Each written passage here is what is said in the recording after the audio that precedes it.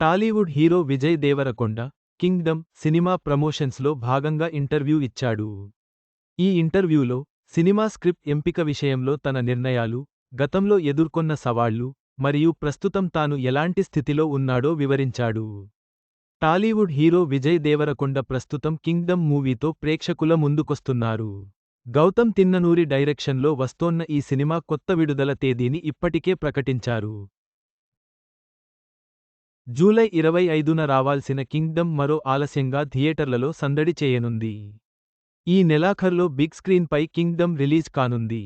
ఓ special వీడియోతో కొత్త తేదీని మేకర్స్ ప్రకటించారు. ఈ సినిమా ప్రమోషన్లలో భాగంగా విజయ్ దేవరకొండ ఓ ఇంటర్వ్యూకు హాజరయ్యారు. ఈ సందర్భంగా స్క్రిప్ట్ విషయంలో తాను చాలా కఠినంగా ఉంటున్నట్లు వెల్లడించారు.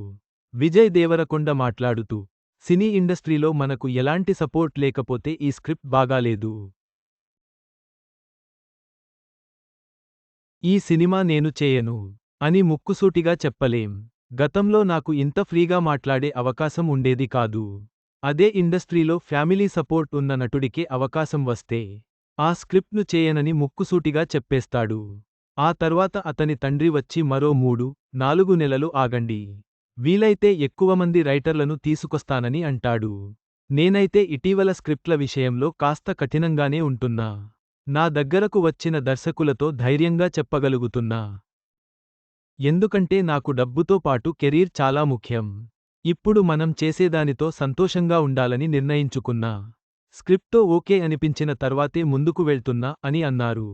కాగా, ఈ చిత్రంలో భాగ్యశ్రీ బోర్సే హీరోయిన్గా నటించగా, సత్యదేవ్ కీలక పాత్రలో కనిపించారు. ఈ సినిమాను సితార ఎంటర్టైన్మెంట్స్, ఫార్చ్యూన్ 4 క్రియేషన్స్ బ్యానర్లో తెరకెక్కిటారు. ఈ యాక్షన్ సినిమాకు అనిరుద్ రవిచందర్ సంగీతమందించారు.